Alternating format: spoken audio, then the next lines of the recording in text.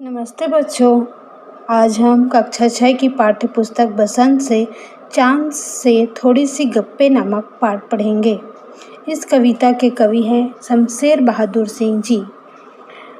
यह कविता एक 10-11 साल की लड़की चाँद के प्रति कल्पना है। जब वह चाँद को देखती है तो उसके मन में बहुत सारे सवाल उठते हैं।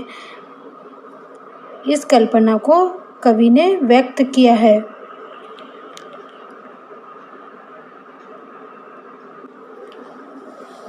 तो आइए देखते हैं। गोल है खूब मगर आप तिरछे नजर आते हैं जरा। आप पहने हुए हैं कुल आकाश तारों जड़ा, सिर्फ मुंह खोले हुए हैं अपना गोरा चिट्टा गोल मटोल। इस काव्यांश में कवि कहते हैं कि लड़की करना चाहती है चांद को। तो आप खूब गोल हो लेकिन आप कैसे नजर आते हो? तिरछे। आप पहने हुए हो कुल आकाश। ऐसे लग रहा है जैसे आपने पूरा आकाश को वस्त्र के समान पहन लिया है। और तारों जड़ा, और उसमें जो चांद सितारे हैं वो कैसे लग रहा है जैसे वस्त्र में तारे जड़े हुए हैं। और सिर्फ मुंह खोले हुए हैं अपना गोरा चिट्टा गोल मटोल। ऐसे लग रहा है जैसे चांद ने पूरा वस्त्र को ढक लिया है और अपना चेहरा बस दिखा रहा है। आगे कहते हैं अपनी पोशाक को फैलाए हुए चारों सिमत आप कुछ तिरछे नजर आते हैं, जाने कैसे? खूब है गो की वाजी वाह। लड़की कहती है कि आपका पोशाक चारों दिशाओं में फैला हुआ है। सिमत मतलब दिशाएं और पोशाक मतलब उसके वस्त्र। आप कुछ तिरछे नजर आ रहे हैं और कैसे? वाजी वाह।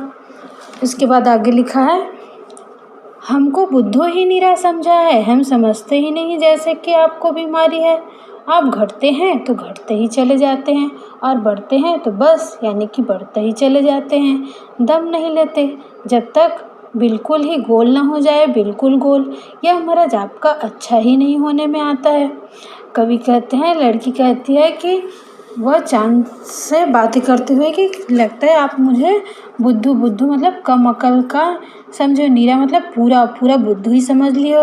और मैं जानती हूँ कि आपको कोई बीमारी है, इसीलिए तो आप जब घटते हैं तो घटते ही चले जाते हैं। बच्चों आपने देखा होगा जब अमावस्या होता है चांद का जो रूप है घटते ही चले जाता है। और बढ़ते हैं तो बस यानी कि बढ़ते ही चले जाते हैं। और पूर्णिमा में क्या होता है पूरा बढ़ के पूरा गोल चांद बन जाता है।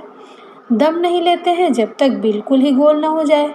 लड़की कहती है कि जब तक आप पूरा गोल नहीं हो जाते, दम ही नहीं लेते। दम मतलब सांस नहीं लेते।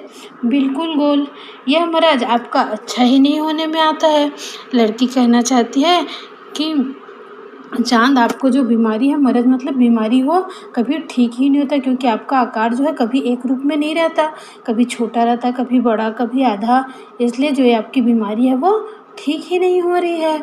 तो बच्चों इस प्रकार एक छोटी सी लड़की की कल्पना को आपने देखा कि वो चांद के बारे में सोचती है और क्या क्या कल्पना करती है। यह कविता यहीं पर समाप्त होती है।